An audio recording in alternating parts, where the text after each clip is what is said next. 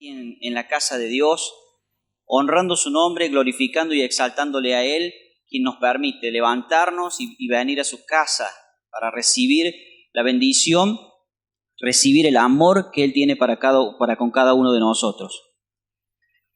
Si has venido con un corazón gozoso, alegre, derrama tu alabanza a Dios, exalta el nombre de Dios. Pero si hoy también has venido con un corazón afligido, preocupado por las distintas necesidades que podamos estar pasando, por los problemas y dificultades, este es el momento para que ores y le pidas a Dios que Él te ayude, porque Él está dispuesto. Él dijo que iba a estar con nosotros y en nosotros. Él no nos iba a dejar huérfanos. Él quiere ayudarnos, pero también nosotros debemos recurrir a Él con un acto de humildad para pedírselo. Bueno, queremos contarles que estamos trabajando con mi esposa y 2 matrimonios más en el Ministerio de Matrimonios, y les queremos hacer un pequeño resumen de lo que hemos estado viendo en las reuniones que hacemos los días jueves en nuestros hogares. Hemos visto algunos temas como por ejemplo resolviendo conflictos en el matrimonio. ¿Y por qué hay que resolver conflictos en el matrimonio? Porque somos personas diferentes, porque venimos de crianzas diferentes, de familias diferentes, que no todos somos iguales. Entonces cuando se unen 2 personas que tienen carácter diferente, que piensan diferente, que actúan diferente, es necesario trabajar y pulir esas diferencias para que sean lo menor posible y para que podamos conllevarnos bien. Para ello hay que trabajar y esforzarse. Nada se soluciona solo. Luego también vimos qué pasa después de la boda. Muchas veces pasa que antes de casarnos llegamos todos enamorados, todo es color de rosa, se casan los matrimonios, pasan 1 año, 2 años y empiezan las dificultades, empiezan los problemas. Entonces se termina ese enamoramiento que había. Pero ahí cuando tiene que surgir el amor, el verdadero amor. Y el amor es una decisión, no es un sentimiento. No amo yo a la persona porque lo siento, sino porque decido amarla todos los días. A pesar de sus dificultades, a pesar de sus errores, ella decide amarnos. Decidimos amarnos. Luego también estuvimos viendo mantener lleno el tanque, ¿no es cierto?, del amor. ¿Y eso cómo se hace? Se hace a través de alimentar la relación, con pequeños detalles, poder salir a cenar los 2 juntos, si ya hijo, tratar de acomodarlos para que queden con algún familiar, hablarse bien, no ser áspero cuando hablamos con nuestras esposas, con nuestros esposos, entendernos, el diálogo en el matrimonio es muy importante. También uno de los últimos temas que estuvimos, que en realidad los íbamos a ver este jueves, pero no lo pudimos ver, pero se lo va a tocar para la próxima reunión que haya, es el compañerismo en el matrimonio. Y esto es fundamental, porque no podemos la mujer tirar por un lado y el hombre por el otro. La Biblia dice que Dios nos creó, varón y hembra, para que estemos juntos, dejará el hombre a su padre y a su madre, y se unirán y serán una sola carne, para que haya un compañerismo. Si en un matrimonio está dividido, si una casa está dividida, se va a derrumbar, se va a caer. Entonces es fundamental que trabajemos juntos, porque somos una sola carne. Parte de ese compañerismo tiene que ser usado también para servir a Dios. Tenemos que servir juntos. Hay mayor bendición cuando el matrimonio junto sirve a Dios. Por ahí, la mujer, a veces suele pasar que en los matrimonios el hombre es más quedado, se queda en casa y la mujer es la que sirve, o viceversa, el hombre sirviendo y la mujer en casa. Bueno, lo ideal es que los 2 se estén alentando unos a otros para que estén sirviendo ambos. Para cerrar lo que tenías que decirle, los invito a ir, si tienen sus Biblias, a Mateo capítulo 7, versículos 24 y 25. Mateo capítulo 7, versículos 24 y 25, y dice así: Cualquiera, pues, que me oye estas palabras y las hace, le compararé a un hombre prudente que edifica su casa sobre la roca. Descendió la lluvia y vinieron ríos y soplaron vientos y golpearon contra aquella casa y no cayó, porque estaba fundada sobre la roca. Entonces vemos que el Señor acá nos dice que hay que trabajar. El hombre prudente, dice que lo va a comparar, al hombre que edifica la casa lo va a comparar con un hombre prudente. Se me venía a la memoria esta mañana cuando pensaba en este versículo que esto de edificar la casa, como nuestros abuelos, ellos, era muy común escuchar de que ellos mismos levantaban los cimientos, las paredes. Hoy en día, ¿qué se hace mayormente? Se paga directamente para que venga la empresa constructora o un albañil o que venga alguien y nos pague y nos arme la casa. Bueno, nuestros abuelos, ellos edificaban, trabajaban. Bueno, comparándolo así debemos trabajar nosotros en el matrimonio, porque no va a venir nadie de afuera a trabajar y solucionar tus problemas. Somos nosotros que debemos ponernos las pilas, como dicen los jóvenes, y trabajar en el matrimonio. Así que los animo a que puedan estar invirtiendo. Parte de ese trabajo es invertir tiempo, y no es mucho, es 1 hora o 2 horas cada 15 días hacemos estas reuniones en los hogares. Y si usted quiere edificar su casa, si usted quiere tener un matrimonio bendecido, lo animo a que invierta tiempo en su matrimonio y vaya a las juntadas de matrimonio y van a ser bendecidos y vamos a aprender juntos, porque todos tenemos que aprender, porque nadie ya tiene todo sabido, tenemos que aprender. Porque si no invertimos tiempo, hermano, no nos va a ir bien, nos va a ir mal. Amén. Por último, mis amados hermanos, les quería compartir que este último jueves se dio algo muy particular que la verdad que no lo habíamos programado y nos pusimos a hablar de la vida pasada, ¿no?, que habíamos tenido cada uno de nosotros y nos dábamos cuenta lo diferente de dónde nos había sacado Dios, ¿no? Cómo habían sido nuestros padres, pero no por criticar ni mucho menos, ¿no?, sino la crianza que habíamos tenido, algunos más estrictos, otros más liberales, algunos criados prácticamente en la calle. Entonces decíamos, wow, ¿de dónde vinimos y en dónde estamos hoy en día? ¿Dónde estamos parados? Y el común denominador, por supuesto, que fue Dios quien nos sacó de eso. Y yo creo que podíamos lo que sacamos en conclusión, ¿no? Como dice la palabra en 2 de Corintios 5:17, dice: de modo que si alguno está en Cristo, nueva criatura es. Las cosas viejas pasaron, he aquí todas son hechas nuevas. Muchas veces tenemos esta muletilla de decir, bueno, pero a mí me criaron así, porque mi papá era así, porque mi mamá era así. Y sí, a veces cuesta desarraigarnos de esas cosas porque son cosas que tenemos ligadas por la sangre, ¿no? Pero la palabra dice que aquí todas son hechas nuevas, ¿no? Somos nuevas criaturas en Cristo. Entonces les animo que podamos sentirnos uno con nuestro esposo, con nuestras esposas, poder trabajar en estas diferencias que tenemos y junto a Dios vamos a salir adelante. Se lo dicen 2 personas que ya llevan 19 años juntos y han pasado por muchas cosas. Entonces no es fácil, para nada, no es fácil, y no solo que han pasado, sino que siguen pasando, pero nuestra mirada está en Cristo, ¿sí?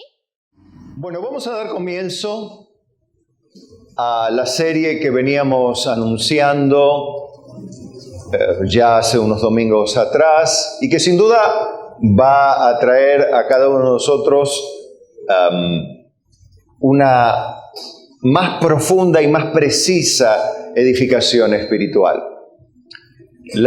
El título de esta serie es Cristianismo según Cristo y va a estar fundamentada o se va a desarrollar a partir de la exposición versículo a versículo, párrafo a párrafo de la epístola del apóstol Pablo a Tito, uno de sus muy fieles compañeros de tareas y de trabajo y de padecimientos y persecuciones inclusive. esta serie lleva este nombre, pero alguno puede preguntar con buen criterio, pero pastor, ¿no sería cristianismo según Pablo? Bueno, en términos humanos podríamos decirlo así, es cristianismo según Pablo nos lo escribe, pero en realidad usted sabe que toda escritura es inspirada por Dios. Y esa inspiración divina es fruto de la acción del Espíritu Santo, quien sopla, digamos, usamos esta analogía, la del viento, ¿no? La del aire que impulsa la vela, la analogía del impulso que produce el Espíritu Santo para escribir lo que se escribió en la Biblia. Esto se llama inspiración. Es un concepto teológico, por supuesto, que no vamos a profundizar hoy, vamos a profundizar en la epístola, pero sí vamos a decir que esto también concuerda con aquella promesa de Jesucristo que decía claramente que Él enviaría a su Espíritu Santo y les haría recordar todas las cosas que yo les enseñé. Y es más, Él les revelará otras cosas, y esto lo haría, obviamente, a través de la inspiración del Espíritu Santo, cosa que queda plasmada en las Escrituras. Ya el Nuevo Testamento, con prácticamente 2000 años de antigüedad, y ni que hablar del Antiguo Testamento, el cual se cita en el Nuevo también, que tiene más de 2000 años prácticamente, ¿no? Así que tenemos escrituras que datan de muchísima antigüedad, antes de que cualquier religión, creencia, ideología se haya forjado. Ahora, esta serie que hoy introducimos, hacemos la introducción, quiero contextualizar todo llevándolo cerca del año 60, 64 después de Cristo, para que tenga una idea.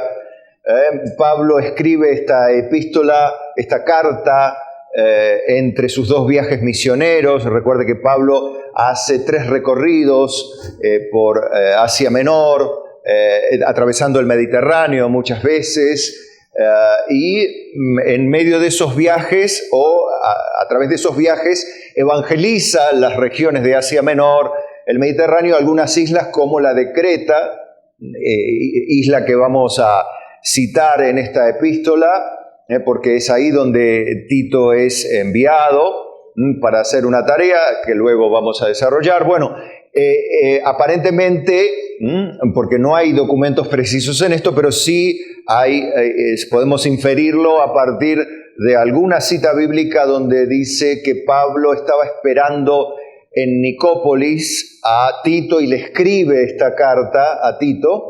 Por eso, entonces, nosotros inferimos que puede ser muy posible que esta carta haya sido escrita allí entre sus 2 encarcelamientos. Recuerde que Pablo fue encarcelado 2 veces. En el segundo encarcelamiento fue luego el martirio, donde él lo decapitan finalmente, ¿no es cierto?, ya habiendo cumplido toda la tarea a lo largo de 30 años de ministerio y habiendo padecido ininterrumpidamente persecuciones, desprecio, soledad, abandono, traiciones, como apóstol de Jesucristo. El nombre de Tito, Tito es un compañero muy fiel de él, y vamos a notar particularmente, fíjense que la epístola que vamos a desarrollar en el día de hoy, o que comenzamos a desarrollar en el día de hoy, porque nos va a llevar el tiempo que nos tenga que llevar. Solamente hoy tenemos nuestros minutos para avanzar hasta donde lleguemos, y continuaremos la serie domingo tras domingo. Bueno, el nombre de Tito aparece 13 veces en el Nuevo Testamento. No es pocas veces la cantidad de veces que aparece, y de estas 13, 9 son en 2 de Corintios. Fíjese usted que es un hombre que aparentemente Pablo tenía muy cerca de él. Obviamente, cuando uno repite algo es porque tiene algo o alguien muy presente, ¿no? Esto se habrá dado cuenta usted cuando expresamos algo de manera continua, es que eso nos pesa, nos importa, nos inquieta, nos molesta, o nos llama la atención. Bueno, Pablo tenía muy en cuenta a Tito, y el detalle que quería citarles es que Pablo, van a ver que cuando ahora empecemos a desarrollar, solamente el saludo que encabeza la carta, nosotros en cualquier carta antes se ponía mi querido fulano, mi querido mengano, ¿no? O cuando es una carta más formal, ponemos algunos tipos de frases. Pero vamos a ver que Pablo hace una gran exposición doctrinal, inclusive, en el saludo, que nos va a llamar la atención, que ya de por sí nos habla de la intención de su apostolado. Pero también que van a ver que le dirige, las palabras que le dirige a Tito no son como para defender doctrinas, sino dando por sentado que Tito las tenía bien arraigadas, no tenía que disputar con Tito ni aclararle nada a Tito, sino que Tito era un fiel mensajero de él, o uno que fue comisionado por Pablo para enderezar mucho de lo que estaba torcido en las iglesias de la isla de Creta. Otra de las islas donde Pablo estuvo también es la isla de Malta, del Mediterráneo, ustedes saben, los que han estudiado un poquito de geografía se acuerdan de la isla de Malta también. Pero vamos a focalizarnos allí, en esa isla del Mediterráneo. Bueno, vamos a ir directamente al texto. Si ustedes me acompañan entonces directamente en la Biblia, vamos a desarrollar el texto. Inclusive vamos a ir añadiendo algunos detalles que son importantes tener en cuenta. Y acá es donde todas estas cosas que les voy diciendo, muchos de ustedes lo noto que anotan, y eso es saludable. Con la ayuda del Señor voy a intentar hacer un formulario de Google también para aquellos que quieran, con un multiple choice o elección múltiple, para los que quieran apoyarse un poquito en un pequeño cuestionario para reafirmar lo que aprenden en el día a día. Si les gustaría, oren por mí, yo después ya les hago el link para que lo completen, y es ni obligatorio ni tampoco difícil, sino la idea es que ustedes a través de la elección múltiple puedan escoger la idea correcta y afianzar un poquito más los conceptos que nos van a llevar a este cristianismo según Cristo, que me imagino ustedes no quisieran llevar un cristianismo falso. ¿A alguno le gustaría tener un cristianismo falso y en el día del juicio enfrentarse a Dios y decirle, bueno, tu vida ha sido un desastre? No, pero yo era cristiano. ¿Cristiano de quién? Un cristianismo según el diablo, va a decir Dios. Cristianismo según un Pérez cualquiera, podríamos decir, ¿no? Y no Carlos, sino un Pérez, otro peor todavía. Bueno, sino que el cristianismo es según Cristo. Cristo y el Espíritu de Cristo es el que inspira la palabra, y por eso es que denominamos esta serie de esta manera. Bueno, fíjense cómo principia Pablo la carta. La firma él, su nombre, inicializa la carta. En el verso 1 dice Pablo. Obviamente, ¿de quién será la carta? De Pablo. No hace falta estudiar mucho. Bien, siervo de Dios y apóstol de Jesucristo. Una de las cosas importantes que vemos aquí, y que es la única vez que Pablo, recuerde que ya Pablo está más grande cuando escribe esta carta, ya es un hombre mucho más maduro todavía. Y recuerde que a Pablo le había sido dado un aguijón en la carne, porque él era un hombre muy intelectual, de gran capacidad, si bien no era un predicador a modo de gran elocuencia como lo era Apolos. Vieron que hay personas que tienen la capacidad de ser muy elocuentes con sus palabras, y algunas usan esta elocuencia para la verdad y otros para mentir a toda máquina, ¿no? y arrastran muchas personas con su elocuencia, mentirosa, pero elocuencia al fin. Bueno, está también como todo don puede ser utilizado para el bien o para el mal. ¿El dinero es bueno o es malo? Ni bueno ni malo, es neutro el dinero. El amor al dinero es el problema. ¿Tener dinero es malo? No, amarlo es malo. ¿Cuidarlo es malo? No, es bueno, es lo correcto. Administrar nuestros bienes es correcto, debemos ser buenos administradores de lo que tenemos, materialmente y mucho más afectivamente. Eso no quiere decir que tiremos manteca al techo, está cara la manteca, ¿no? Pero quiere decir que debemos ser buenos administradores para la gloria de Dios. Y disfrutar lo que tenemos, sí, pero hacerlo todo, obviamente, con sabiduría y prudencia.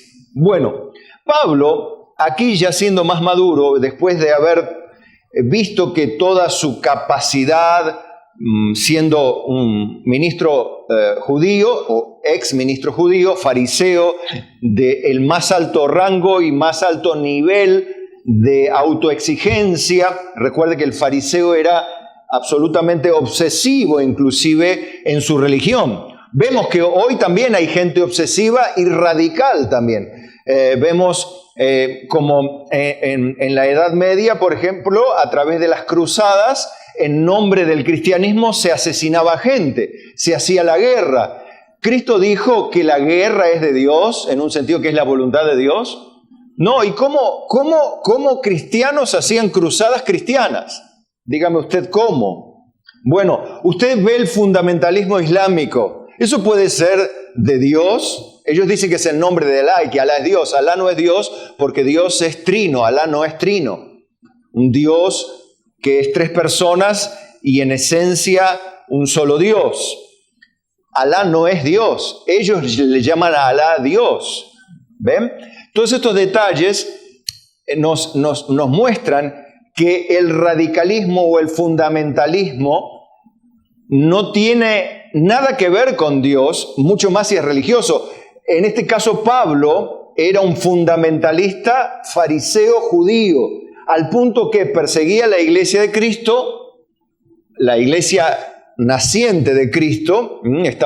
Ustedes saben que estaba creciendo la iglesia a través de los 11 apóstoles, Matías, que había sido elegido como el 12avo para reemplazar temporalmente a ¿quién? A Judas, que el que había traicionado obviamente a Jesucristo y había traicionado a todos sus amigos, por decirlo así, que se suicidó, se colgó y solamente se vendió, digamos, por 30 monedas de plata. Era plata, pero no era como para entregar la vida de su maestro. Nadie tiene derecho a entregar la vida de nadie por dinero, por más que sea mucho, convengamos en eso. Y recuerdan que en el huerto Pedro tenía una espada, y con esa espada le cortó la oreja a Malco, que era uno de los que venía con los soldados romanos a capturar a Jesucristo. Y cuando Jesucristo, le dicen, ¿dónde está Jesucristo? O que ¿dónde está Jesús, el que llaman el de Nazaret, ¿no? Y cuando Jesús dice, soy yo, la multitud cae. Se es derribada por solamente la expresión, la manifestación de la deidad en la persona humana de Jesucristo. Eso es admirable. Dice, ¿quién es Jesús? Yo soy, dice el Señor, ¿no? Y cuando Él dice yo soy, imagínense, todos ustedes caen para atrás, ¿no? Así, por el solo efecto de la palabra pronunciada por los labios del Maestro. ¿Eso qué estaba diciendo? Yo soy Dios, pero yo no vengo, pero sepan que tengo poder para hacer los pedazos, por decirlo así, ¿no? Dando a entender esta simple escena, ¿no?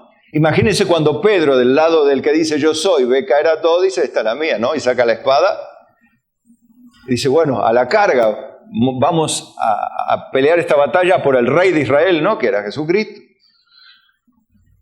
Y bueno, me imagino que cuando vos vas a pelear no le vas a cortar la oreja a tu enemigo. ¿Qué le vas a cortar? La cabeza, ¿no? Bueno, pero obviamente Jesucristo no lo permitió, porque tenía otro propósito con Pedro, el convertirlo en un apóstol, cosa que hizo. Pero le dijo, Pedro, desecha tu espada, porque el que a espada mata, a espada morirá. Esto habla claramente que el cristianismo no es violento. Pedro en su ignorancia fue violento, pero definitivamente el cristianismo nunca es radical en el sentido violento. Sí tiene verdades absolutas, que es otra cosa. Verdades absolutas que traen consigo un cristianismo según Cristo, no según los referentes históricos que vemos, que han sido líderes revolucionarios, violentos, sanguinarios. Así que atentos a esa parte también. Dice Pablo, siervo de Dios, una vez convertido, Saulo de Tarso se llama Pablo. En hebreo, Saulo era Shaulo, ¿sí? Y en griego, Paulos, y en español, Pablo, ¿sí? Bien, esas son las palabras que figuran, pero la palabra siguiente que figura en el griego original en el que fue escrito el Nuevo Testamento es Pablo, esclavo de Dios. Esclavo de Dios. Recuerden que esta palabra, siervo, que viene de la palabra doulos, ya la estudiamos, es una palabra que tiene que ver con la esclavitud de más bajo rango. El esclavo de más bajo rango, ¿saben quién era el esclavo de más bajo rango? El que se le encargaba el trabajo de limpiar los pies de los visitantes. Recuerden que en esa época las personas usaban sandalias y los caminos eran de tierra, de piedra, polvorientos. Y naturalmente no había colectivos, no había autos, eventualmente había algún caballo, que es el que usaba Pablo. Recuerdan que desde que se convirtió nunca más usó caballo, hasta donde se sabe. O eventualmente algún burro, o alguna mula que se usaba también. Jesucristo, digamos que tuvo un burrito alquilado para entrar a Jerusalén, ¿no? El burro, me imagino, orgulloso, me aplauden. Dice, no te aplauden a vos, es a mí, diría el Señor, ¿no? Así somos nosotros a veces. Pensamos que porque hicimos una obra buena, nos sentimos grandes e importantes y hacemos el mismo trabajo del burro, creyendo que nos aplauden a nosotros y en realidad la gloria es para Dios. Por eso Pablo dice siervo de Dios y apóstol de Jesucristo. Y apóstol, porque ese apóstol, hoy los apóstoles tienen cierta importancia, ¿no? Ser pastor, ¿qué? Pastor de una iglesia, pastorcito es. Ahora si es el apóstol tal, parece que se le da cierta importancia. Pero fíjese que no se habla como un esclavo de Dios, se le dice el gran apóstol fulano de tal, ¿no? Es una de las deformaciones, por eso la importancia de estudiar la Biblia y estudiar a profundidad. Siervo de Dios, apóstol de Jesucristo, que es otro de los detalles importantes a recordar, es que el apóstol tiene elementos fundamentales que lo definen como tal. Debe ser un hombre, no una mujer, sino un hombre el cual haya visto personalmente al Señor Jesucristo y haya sido llamado directamente por Él, cosa que los 11 apóstoles fueron, más Pablo también lo fue. Tienen que ser llamados directamente, no por el Espíritu Santo, sino por Cristo, la segunda persona de la Trinidad, y tienen necesariamente que ser hombres enviados por Jesús. La palabra apóstol viene de la palabra griega apostolón, que significa enviado. enviado. ¿Enviado de quién? Enviado de Cristo. ¿A qué? A anunciar las buenas nuevas de salvación, del hecho de que hay perdón para todo pecador arrepentido, que convencido de su naturaleza pecaminosa y de su incapacidad para ser una persona perfecta, pues es la única condición necesaria para poder entrar al cielo, es ser una persona sin pecado. Y si hay alguno acá sin pecado, no tire piedras primero, porque usted puede ser que crea que no tiene pecado y me va a tirar una piedra, la primera. Bueno, pero usted sabe que tiene pecado y todo aquel que peca muere. De hecho, usted sabe de alguna persona, que no sea un personaje ficticio, ¿no?, que peque y no muera. Todos mueren. Y esa es la evidencia de que es pecador. Dios ya dijo que el alma que pecare, esa morirá. Ya se lo dijo a Adán cuando le dijo, mira Adán tenía vida perdurable, pero el día que comieres del árbol de la ciencia del bien y del mal, ciertamente morirás. Y ese día no murió, pero la muerte entró en él y en toda la raza humana. Como decíamos el otro día, este es el pacto de obras que hace Dios con los hombres. Puede ver el mensaje de los pactos para entender esto. Y usted sabe que Dios le dice, ciertamente morirás, y esa es la evidencia de que somos pecadores y que hay una condena justa por nuestros delitos, la muerte, y la muerte eterna. Pero Jesucristo vino a anunciar que hay vida eterna en Él para todo aquel que quiera creer y someterse a la esclavitud voluntaria. Digan conmigo, esclavitud voluntaria, porque es uno de los tipos de esclavitud que había en la antigüedad. ¿Esclavitud voluntaria había, pastor? Sí, estudia historia grecorromana y va a ver que había esclavitud voluntaria. Una persona decidía ponerse como esclavo bajo la autoridad de un amo de manera voluntaria. ¿Por qué lo hacía? Alguno puede preguntar. Bien, porque en el tiempo de Roma, vivir no era tan fácil. Conseguir comida y vestido no era tan fácil como hoy.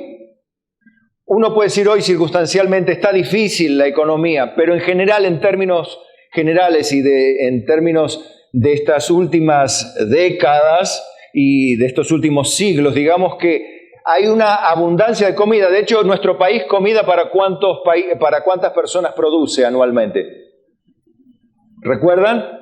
400 millones de personas producimos de comida en Argentina y somos, ¿cuántos somos en millones? 47 millones. O sea, producimos comida un montón, encima estamos re mal. Bueno, vaya a saber qué tipo de administración llevan los que administran. No importa, no es mi problema, es mi problema, pero no es quien pueda hacer algo más que orar por las autoridades, ¿no? Pablo es apóstol de Jesucristo, un enviado de Jesucristo y un siervo de Dios. Algo que los cristianos parece que no nos gusta ponernos como esclavos. ¿Y el esclavo qué derechos tiene? Ninguno. Uno, cuando se entrega a Jesucristo, como Pablo, se entrega como esclavo de Dios, esclavo de Cristo. Por supuesto, Dios es el amo perfecto, porque Dios es amor. El hombre no es amor, pero había amos buenos en la antigüedad. Usted, claro, quizá relacione la esclavitud como en la Edad Media, donde era muy cruel, la esclavitud antes de la que conocimos quizá en las películas en Norteamérica, ¿no es cierto?, donde veíamos que la raza negra y muchos africanos, que luego vienen a ser afroamericanos, eran tomados como esclavos y era muy cruel la esclavitud.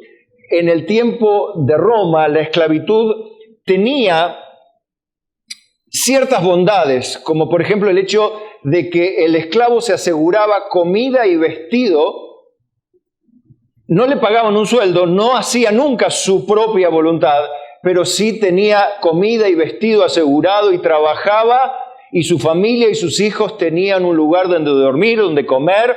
No padecían hambre porque el amo se encargaba, legalmente tenía que encargarse de cuidar a sus esclavos. El esclavo era una pertenencia, digan conmigo pertenencia, del amo. Bueno, por eso Pablo usa esta figura, porque los cristianos no somos nuestros. De hecho, la Biblia dice, ¿no sabéis que no sois vuestros, que vuestro espíritu y vuestro cuerpo son de Dios?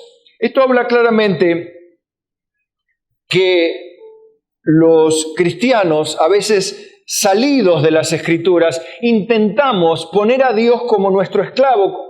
Quizá uno dice, no, yo como esclavo no, pero sí aquel a quien yo le puedo dar órdenes, y otro lo puede convertir a Jesucristo en un amuleto de la suerte, a otro en la fuente de la prosperidad, otro en un milagrero o en un curandero cualquiera. Pero Cristo no es ni un curandero, ni un milagrero, aunque hace milagros, aunque puede prosperar a quien Él quiera y dar dinero a quien quiera y hacer con el que quiera lo que quiere, y quitar reyes y poner reyes, destruir naciones y levantar naciones en un día. Dios lo puede hacer, Cristo de hecho lo hará y Él volverá, dijo que volvería y volverá. Pero la verdad es que Jesucristo es aquel que es Señor. Y la palabra, digan conmigo, Señor, eso es lo que implica, es amo. El Señor es amo, es el dueño de las personas. Jesucristo compró con su sangre la vida de los creyentes. Por eso, dice luego, conforme a la fe de los escogidos de Dios. Y aquí viene, fíjese que estamos en el saludo, principiando el saludo. Pero dice, conforme a la fe de los escogidos de Dios. ¿Dios tiene escogidos? Sí, la Biblia, y esta doctrina le es ofensiva, inclusive ofende mayormente a aquellos que no aceptan la elección soberana, esta doctrina, como una doctrina bíblica que está claramente establecida, donde Dios muestra que escoge por misericordia a los seres humanos que tienen la libertad de escoger su destino. Usted puede escoger ponerse bajo el servicio de Cristo o simplemente no hacerlo. Díganme los que están acostumbrados a su cristianismo. ¿Ustedes sienten que alguien los obliga a venir a la iglesia, los obliga a servir, o se convierte en un alegre y disfrutable voluntariado? Si ustedes lo entienden así, los que no entienden esto dirán, claro, con razón, si Pablo se hace siervo de Dios y enviado de Cristo, y a los que Dios escoge, a su vez los llama y les ofrece perdón y salvación en la sangre de Cristo, y les perdona todos sus pecados y les da acceso con confianza al trono de la gracia para hallar socorro y gracia para el oportuno socorro, ¿no? Cuando necesitamos salvación y vida eterna. Y esto es lo que muchos no entienden sino hasta que la muerte golpea a sus puertas o se acerca muy cerca. Comenzamos a pensar, ¿y dónde vamos a ir? La pregunta sería en esta mañana, mi querido amigo, mi querido amiga, mi querido hermano, si usted se muere ahora, ¿sabe dónde va a ir? Si usted se muere ahora, ¿está seguro que va al cielo? Bueno, usted debe saber que debe ser un escogido de Dios. Pero Dios no escoge por tu bondad o por mi bondad. Dios escoge por su soberanía, independientemente de mi bondad. De hecho, Pablo era un extremista, un radical. Si quiere verlo a Pablo hoy representado, vea un fundamentalista islámico religioso. Vea uno de estos, ¿cómo se llaman los que están dominando Afganistán ahora?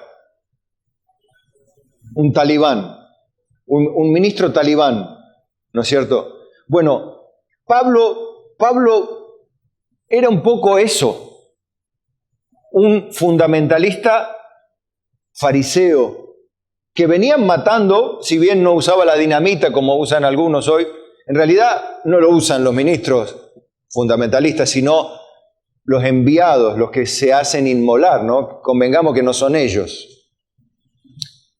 Pero sí tienen toda esa ideología destructiva, ¿no?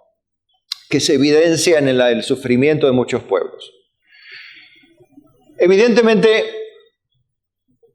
Pablo, siendo un hombre así, usted dice, ¿cómo se convierte en un hombre de Dios, en un esclavo de Dios? Es que Cristo lo visita, él yendo camino a Damasco a matar cristianos, a meter presos a los cristianos, y allí Pablo es sorprendido por la manifestación de Jesucristo, quien le dice, Saulo, Saulo, ¿por qué me persigues?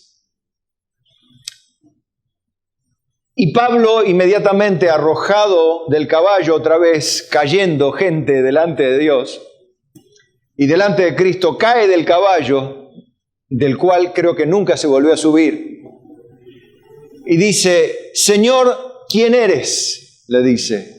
Y el Señor le dice, yo soy Jesucristo a quien tú persigues. Evidentemente, ¿a quién perseguía Pablo? A los discípulos de Cristo. Pero el que persigue a los discípulos de Cristo, a Cristo persigue. Y el que le hace bien a un discípulo de Cristo, a Cristo se lo hace. Y el que recibe a un profeta como recompensa que profeta recibirá, y el que recibe a un creyente o un ministro de Cristo, a Cristo recibe. En el sentido cuando es hospitalario con él, lo está haciendo con el Señor. Ahora bien, esta elección soberana puede verificarse, porque si usted me dice, pastor, ¿y quiénes son los escogidos? No sé. Son los que figuran en el libro de la vida antes de la fundación del mundo, porque la Biblia dice que están sus nombres escritos antes de la fundación del mundo. Y si están escritos antes de la fundación del mundo y no están todos escritos, es porque hay entonces personas a quien Dios escogió. Pero los que escogió también llamó, a los que llamó también purificó, santificó, salvó y glorificó. Inclusive no han sido glorificados, pero habrían de serlo. ¿Y cómo sé si soy un escogido? Bueno, si usted es un siervo de Cristo, usted es un escogido. ¿Y puedo yo ser escogido de Dios? Mire, le digo, si usted no ha nacido de nuevo, si usted no ha sido hecho nueva criatura, si usted no ha recibido el perdón de sus pecados, si usted no ha sido llamado al arrepentimiento y hoy lo es, y hoy siente convicción de sus pecados, hoy siente que su alma está perdida, aunque usted está sano, aunque usted tiene vida física, aunque usted tiene alegría, tiene una linda familia, tiene un buen trabajo, tiene un buen pasar económico, dentro de todo, la miseria que nuestro país arrecia, con todo, usted dice, bueno, yo tengo todo bien y no soy una persona mala, en general no soy una persona que persigo gente ni persigo cristianos, pero la pregunta es, ¿usted tiene pecado? No, pero yo hago muchas obras buenas. Maravilloso, ojalá haga más. Pero la pregunta no es esa. ¿Usted tiene algún pecado? Y me va a decir, y sí. Bueno, ese pecado es la razón por la cual usted, yo y cualquiera estaríamos condenados. No es las buenas obras del delincuente lo que lo meten en la cárcel mediante la sentencia del juez, sino la justa condena por sus delitos es lo que lo meten al delincuente en la cárcel, por más que haya sido muy bueno en otras áreas de su vida. Las personas van a condenación eterna no por lo bueno que hicieron, sino por los pecados que cometieron. El problema es que no infringieron la ley humana, infringieron la ley eterna de Dios. Y lamentablemente la ley de Dios establece que toda alma que pecare morirá. y uno no puede cambiar la ley, pero sí puede cambiar la actitud que usted tiene para con Dios y para con su ley. Usted puede decirle hoy al Señor: Señor, perdóname, sálvame, yo también quiero ser como Pablo, un siervo de Cristo. No seré un apóstol porque apóstol no hay más, pero puedo ser un siervo de Dios, un mensajero, uno que lleva el mensaje de salvación y vida eterna a pecadores que estén dispuestos a arrepentirse y voluntariamente se conviertan en doulos de Dios, en esclavos de Dios. Y salgan de la esclavitud del pecado y del temor a la muerte para vivir como esclavos de justicia y esclavos de Dios, por supuesto teniendo un amo maravilloso que Él asegura inclusive comida y vestido, porque recuerdan la promesa del Señor: no se preocupen por lo que van a comer, no se preocupen por lo que van a beber. Dice más, ¿qué dice? Que nos ocupemos primeramente del reino de Dios y su justicia, porque todas las cosas que la gente del mundo busca a usted se les serán dadas por añadidura. Eso es lo mismo que le pasa a un esclavo. Un esclavo no anda pidiendo comida, el amo se la da. Un cristiano no anda mendigando bendiciones, ya las tiene porque tiene el amo divino que se las provee. Y lo lindo que el amo no es un amo castigador, un amo soberbio, violento, sanguinario, sino por el contrario, es un amo amoroso, es el amo perfecto, el que cuida de su pueblo. Por supuesto, nosotros sabemos, y si usted estudia historia greco-romana, sabrá también que los esclavos podrían ser adoptados como hijos y recibir la herencia del amo y recibir toda la riqueza del amo, habiendo sido esclavos durante toda su vida mientras el amo vivía. Ahora, esta misma figura se utiliza para que todo aquel que crea en Cristo y se convierta verdaderamente en esclavo de Dios, en un escogido de Dios, pueda convertirse en hijo adoptivo de Dios, como cantaba Berenice hoy, y recibir la herencia eterna que ha sido preparada antes de la fundación del mundo.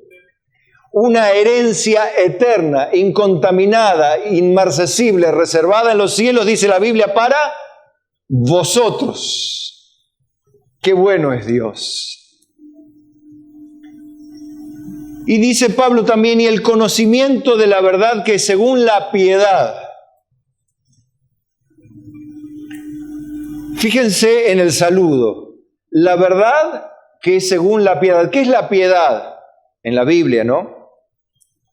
La piedad es la vida recta, la vida honorable, la vida según Cristo. Y eso es la verdad. La verdad emerge de la vida recta de Cristo. Por eso Cristo dijo: yo soy el camino y la verdad y la vida. Nadie viene al Padre sino por mí. Por eso, siendo Cristo la manifestación de la piedad perfecta, Él es la encarnación de la verdad, verdad por medio de la cual nosotros podemos entender el verdadero cristianismo y vivirlo, y glorificar a Dios de esa manera como Pablo lo hacía. Verso 2, en la esperanza de la vida eterna, la cual Dios, que no miente, prometió desde antes del principio de los siglos. ¿Quién había antes del principio del tiempo? Nadie. Ni ángeles, ni demonios tampoco, mucho menos hombres, ni vacas, ni dinosaurios siquiera. Antes de que el universo fuese, Dios ya había establecido que habría una esperanza de vida eterna a seres humanos que Él habría de crear rectos y perfectos, como lo hizo con Adán y Eva, y les dijo: varón y mujer los creó Como citaba Dani, por tanto lo que Dios unió, no lo separe el hombre. Y ahí instituyó Dios el matrimonio, que en un ratito vamos a celebrar. Si quiere lo hacemos ya. Pero en la esperanza de la vida eterna, la cual que Dios, que no miente, prometió antes del principio de los siglos. Dios no miente. ¿Por qué no miente Dios? Porque no puede mentir. Porque Dios es verdad absoluta. Esa verdad absoluta se manifestó en Cristo. Esa verdad absoluta ya había desde antes de los tiempos de los siglos. Había sido predestinado para ser cordero antes de que el hombre fuese creado y cayese en pecado. Antes de eso Dios ya escogió, pues escrito está que en su libro, en el libro de la vida, estaban escritos y están escritos los nombres de aquellos que han de ser salvos. Y no me cabe ninguna duda de que si Dios hoy te trajo a este lugar, si bien es cierto, y lo digo con el mayor amor y respeto y con alegría y entusiasmo inclusive, mi querido amigo, mi querida amiga, si no sos un creyente al modo de Pablo, al modo de la Biblia, ¿no será que Dios te trajo para ver la celebración de una unión matrimonial, sino más aún te ha traído para que lo veas a Él, el amor de Él y la salvación que Él ha provisto desde antes de los tiempos de los siglos? ¿Cuántas personas hoy no tienen la oportunidad de escuchar el mensaje del Evangelio de la Gracia? Mensaje que no tiene que ver con tu bondad ni con tu maldad. No tiene que ver con tus buenas ni malas obras. No tiene que ver con tu trayectoria ni tu calidad humana.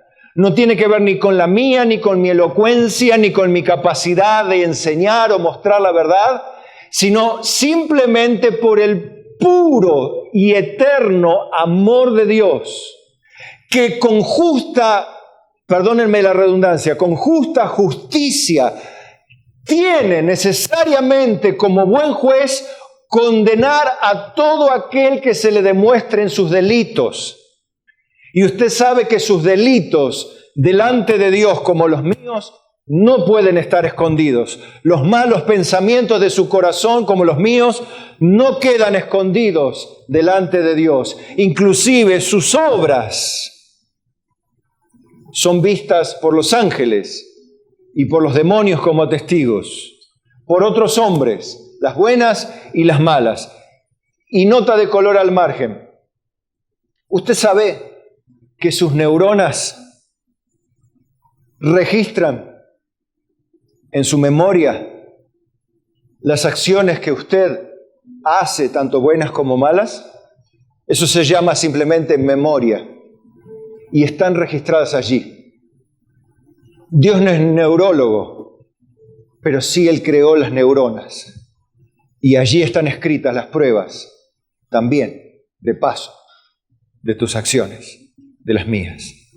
Pero también está escrita en esta Santa Biblia que hay un Cristo que vino a morir en la cruz para pagar, Él siendo un hombre impecable y perfecto, por todos tus pecados, por todos los míos, para que toda persona que humildemente esté dispuesto a creer en Él, a creerle a Él, a creer su palabra y someterse como esclavo de Cristo, no venga a condenación, sino que sea una nueva criatura, perdonada, salvada, convertido en un escogido de Dios, y ahí recién lo descubrís, para no tener nunca más que padecer el miedo a la muerte, tener que luchar por salvarte, sino agradecer eternamente que Jesucristo vino a llamarte para que seas su siervo y después su hijo y heredero con Él de la vida eterna por siempre en el cielo.